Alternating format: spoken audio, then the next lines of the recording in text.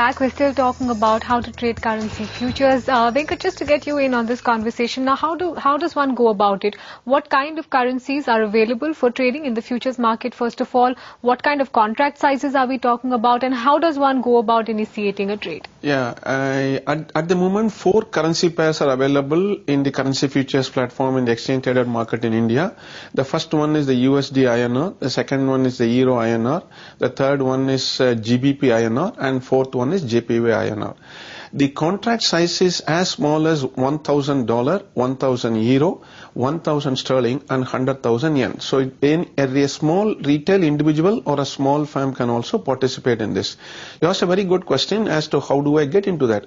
So you can get into the market as an individual client. As an individual client, it's very easy to get into the segment because it's enough you have your PAN card and you fill up one pager on Know Your Client. Once the KYC form is filled up, you can come and join and operate the exchange traded currency futures platform. And the margin what you pay is only 1% for the dollar and 1% extreme loss margin. And we have seen, given the maximum volatility what Anant mentioned, the maximum margin one would have paid in the case of dollar is around 4.18% in today's context. And similarly, the maximum margin one would have paid in Euro INR contract would have been 4.10. Similarly, the maximum margin one would have paid on sterling is 3.74. And Japanese yen, because the volatility is the highest, the margin works out around 6.30%. Let me give you one simple example of how an individual can also use this platform.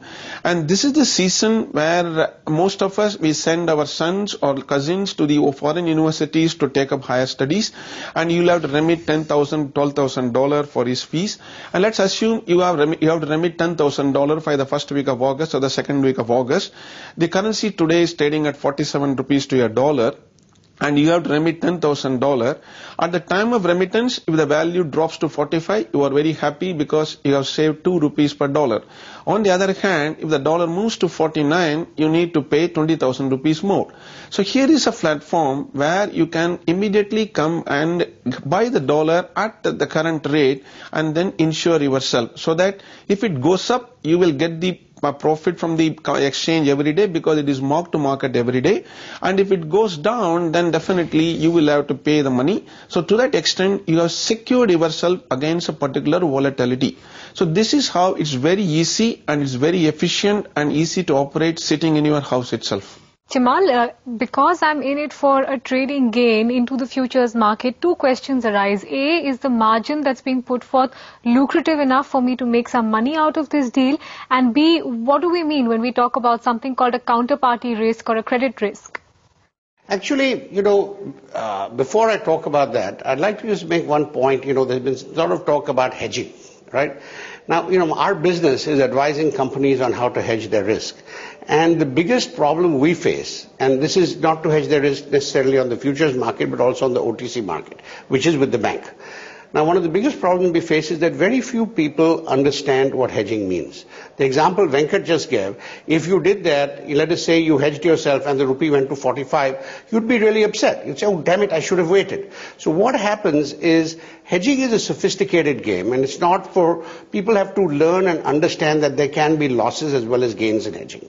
Most people, when they want to hedge, they think, they sort of conveniently forget that. So, which is why I'm saying, while hedging is critical for corporates, it's also important, as Anant mentioned, for some companies who do not have FX exposures, but have what would be called economic exposures.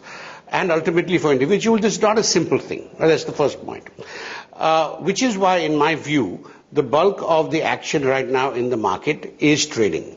Now, trading, while I think, in any market, and specifically in the currency futures market, you could make money trading. But again, it's not easy.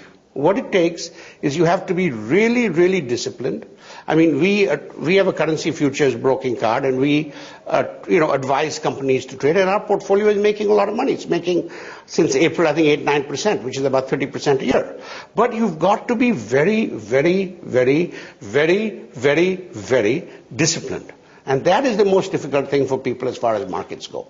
So, I mean, the cost of the margin, sure, it's there. But I mean, if you're disciplined, you can certainly do better than that. The problem is that a lot of people who get into futures markets, and this is true not just in India, but it's true globally, they come in because they're excited, they like to make money. They come in because somebody's hustled them to come in, and they, burn themselves and go out. So usually what you find with the client profile in currency futures is there's large numbers of people, some of them go out, new ones come in, and it's up and down. I mean, it's what it is. It's a market, So I'm saying it's very good for trading. It can be very good for hedging, but you need to understand what hedging is.